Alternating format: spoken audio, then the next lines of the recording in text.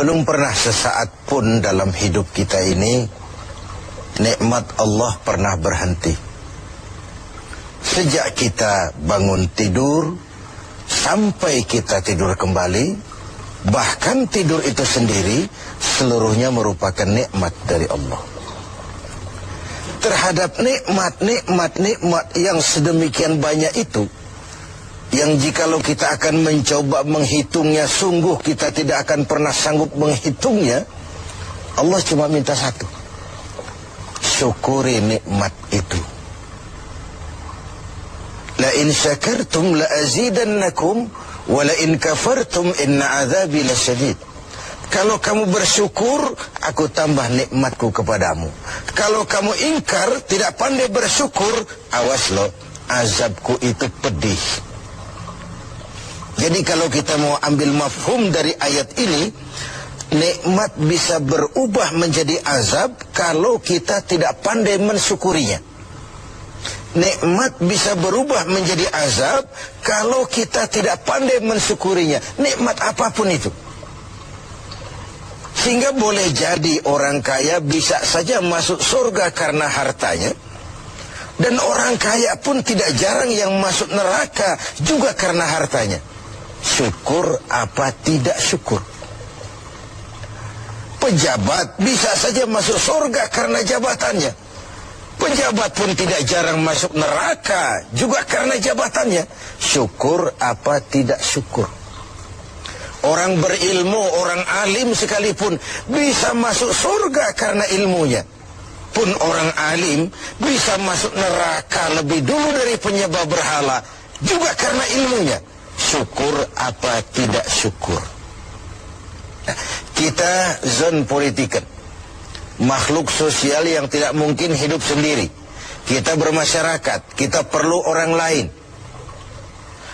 Nah, di dalam bergaul bermasyarakat kita bertingkah laku, berperilaku, berbuat, berkata dan sebagainya.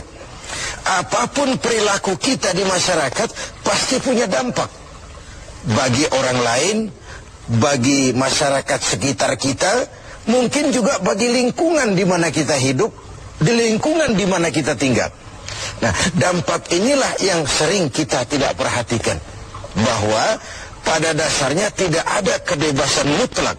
Kebebasan kita dibatasi kebebasan orang lain. Satu contoh yang gampang. Saya beli radio pakai uang saya. Saya setel di rumah saya sekeras-kerasnya. Lalu saya ngomong, radio saya. Yang beli saya, pakai uang saya setel di rumah saya sekeras-kerasnya, gak ada urusan sama orang lain. Itu sikap yang tidak mempedulikan lingkungan. Padahal tetangga saya sebelah juga boleh ngomong begitu. Kata tetangga saya, ini kamar saya. Saya tidur di dalamnya. Mata saya yang ngantuk saya. Kenapa suara radio kamu masuk ke kamar saya? Nah, ketika itu kebebasan saya menyetel radio dibatasi oleh kebebasan tetangga saya yang mau tidur. Disinilah terjadinya sikap saling menghormati, sehingga perilaku kita terkendali. Nanti akan kita bicarakan bagaimana pengaruh puasa dalam hal mengendalikan perilaku kita sebagai manusia. Sebelum kita lanjutkan bincang kita tentang pengendalian perilaku oleh ibadah puasa, mungkin di antara adik-adik kita yang hadir ada yang akan mengajukan pertanyaan lebih dulu. Saya persilakan, siapa? Assalamualaikum warahmatullahi wabarakatuh. Waalaikumsalam warahmatullahi wabarakatuh. Saat ini di negara kita banyak terjadi bencana. Bagaimana menurut pandangan agama? Ya,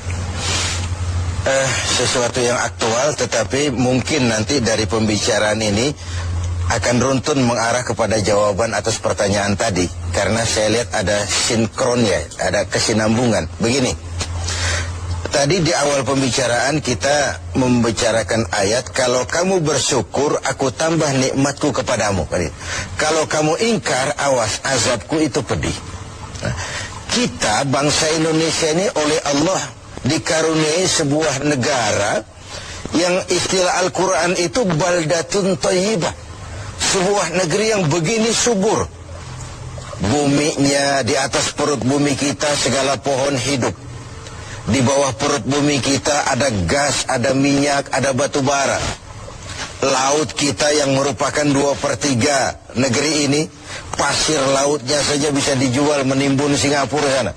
Ada minyak lepas pantai, ikan kita luar biasa, sehingga negeri-negeri lain sering menangkap ikan di perairan Indonesia. Kemudian hutan kita jutaan hektar. Laut kita kaya, bumi kita kaya, hutan kita kaya. Tetapi rakyat kita masih belum bisa lepas dari kesulitan. Timbul pertanyaan, selama ini kita diberikan hutan yang begitu luas jutaan hektar, apa kerja kita? Nebangin doang, nggak pernah nanemin lagi. Terjadi pengundulan hutan di mana-mana. Yang namanya illegal logging, tidak ngerti juga kita. Penebangan liar itu kok bisa ratusan kubik seperti itu. Akibatnya apa? Tanah longsor, banjir melanda, terjadi pengundulan. Akibat ulah yang kita lakukan sendiri. Mengambil istilah Al-Quran, Zaharul fasadu fil barri wal bahri bima kasabat aydin nas. Bertebaranlah kerusakan di daratan dan di lautan akibat ulah manusia sendiri. Kita yang tidak pandai mensyukuri nikmat Allah, dikaruniai negara yang begini kaya sumber daya alamnya, yang diamanati memegang jabatan, lupa diri dan lupa daratan. Sementara kita sendiri tidak bisa mengelola negeri ini dengan baik. Yang disuruh ngurus beras, sering nimbun beras. Yang disuruh ngurus laut, sering jadi bajak laut. Yang disuruh ngurus hutan, rame-rame jadi orang hutan. Ada fenomena-fenomena seperti itu. Nah, lalu bagaimana kaitannya dengan musibah, dengan bencana yang belakangan datang menimpa kita? Begini, ayat Quran menjelaskan bahwa peringatan Quran itu wattaqu fitnatan la tusibanna allazina zalamu minkum khassah. Takutlah musibah, takutlah bencana, takutlah fitnah yang kalau dia datang tidak hanya menimpa orang-orang yang zalim di antara kamu. Orang yang baik terkena juga akibatnya. Nah, dengan kata lain, dilihat dari sisi ayat ini, kenapa bencana terjadi? Ini akibat dosa borongan. Borongan itu kalau sudah borongan namanya, yang benar ikut kelibet juga. Kita nggak perlu cari kambing hitam, tapi akibat 1-2 orang makan nangka, yang lain ikut kena getahnya semua. Di Aceh yang tertimpa tsunami, banyak sekali saudara kita yang baik-baik di sana. Di Jogja pun begitu, di Pangandaran pun begitu. Entah mereka terkena juga musibah akibat dari segelintir tingkah laku orang. Ini yang perlu kita khawatirkan. Jadi kalau yang ma'ruf jalan, tapi yang munkar juga jalan. Kebajikan ditegakkan, tapi maksiat dilaksanakan. Ketika hukuman datang menghantam yang maksiat, yang baik-baik ini akan terkena juga dampaknya. Walaupun buat orang yang baik-baik, ini merupakan ujian. Kan musibah itu kalau menimpa orang baik-baik namanya ujian tuh. Kalau musibah menimpa orang setengah baik itu 50-50. Ini golongan yang sholat rajin, maksiat tekun.